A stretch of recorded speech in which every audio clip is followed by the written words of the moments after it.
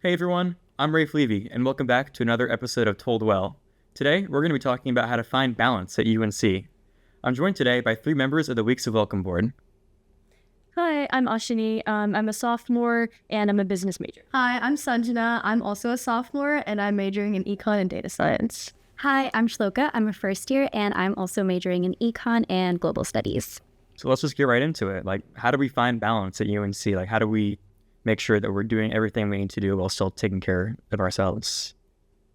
I think part of finding balance is understanding it's going to take a while.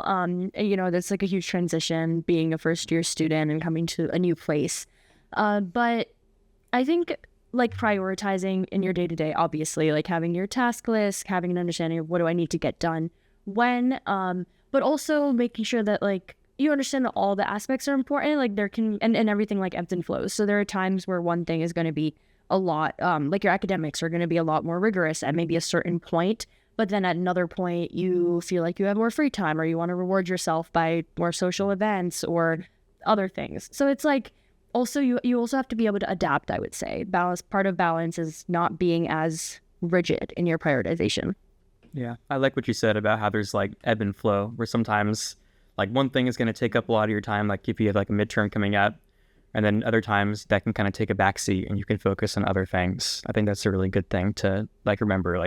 Just because something's chaotic at one point doesn't mean it's always going to be super stressful. I agree with that. And I also feel like that goes into being realistic about your commitments. I know at least for me coming in as a first year, it's college, it's exciting. So I just want to try everything. And so I kind of took on so much when I first came in and I didn't realize that these are all actual commitments. And I also really underestimated the workload in terms of classes. Yeah. So I feel just obviously doing what you're interested in, but also being realistic about what you can handle and making sure that you are prioritizing yourself over everything as well. Yeah. Yeah, I also agree. I feel like it's different from high school to think about, you have to think about college as something different from high school. I went to a high school where everyone was really into everything. So everyone would do everything. And if you didn't have your resume fully lined up, you were doing something wrong. So I feel when you come to college, it's important to see what's actually rewarding you and what you find value in, and not just finding opportunities to put on your resume or boost your status. That's definitely true. I mean, college is it goes by pretty fast. I mean, I'm a junior and I feel I just got here, but also you do have 4 years. I mean, you have time to slow down, try different things, and experiment so that you can actually find what you're actually passionate about. And I like what you said about not doing things just to check the box, because then you're not letting yourself fully explore and engage with different things for what they actually are. So I think that's a good thing to keep in mind, especially because there's this huge pressure that you have to be doing everything in college, and that you have to be doing X, Y, and Z in order to be setting yourself up for success in the future. But the truth is, to any future employer, someone who's really passionate about and has truly invested in a small number of things is going to be a lot more engaging and interesting to talk to than someone who's just tried a million different things on a surface level.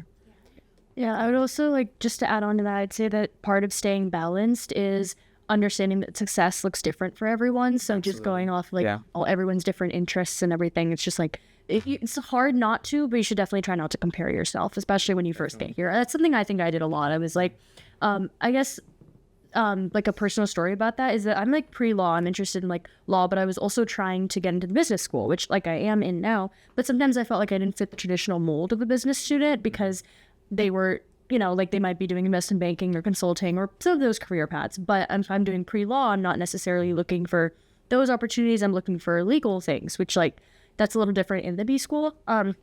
So I think part of finding balance was, it took me a minute to understand that I don't need to be doing something just because everyone else is doing it. Yeah, similar to your story, a lot of my friends and people I came here with from high school, they're all pre-med, and I'm also pre-law. So I feel finding what looks right for you as opposed to what looks right for everyone else is really important, because a lot of pre-med students are doing a bunch of science courses. So it looks oh, I also need to be doing something more rigorous, but it's rigor looks different for everyone and what type of field they're going into. I agree. And I think for me, I kind of had a different story where coming in, I didn't know exactly what I wanted to do. I knew I just wanted to do something related to business, but I didn't like want to do directly business. So for me, it was pretty hard to figure out what exactly I wanted versus like what looked best for me. And one thing I noticed is there is a lot of overlap within courses and with clubs and like with groups that you're in. And I feel like that's really benefited me because even though I came in wanting to do one thing, like it's easy for me to adjust to other things. Like I recently added my data science major and I didn't really know much about tech or anything, but it was pretty easy for me to get accustomed to that because of like the groups I've been involved with, and I've met a lot of students that are in the data science school. And so I feel like there being that good amount of overlap within the campus helps you, it makes like the change into other things pretty slight. Yeah, absolutely. And I like what you said about how like when you came to UNC you didn't necessarily have everything you wanted to do figured out. And that kind of goes back to what we were talking about earlier, how like college is a time to explore and to find what truly matters to you. So don't feel like the pressure of expectation like on your first day of your first semester of your first year. Like find what works for you, don't overcommit, and balance will follow. And in case you're having or you need extra help, we have tons of resources on campus that you can use. We have like student wellness, we have CAPS, we have so many different places on campus like the Writing Center and so on. Check out all of these places. They're there to help you, and they will be instrumental in giving you an extra hand when you need it.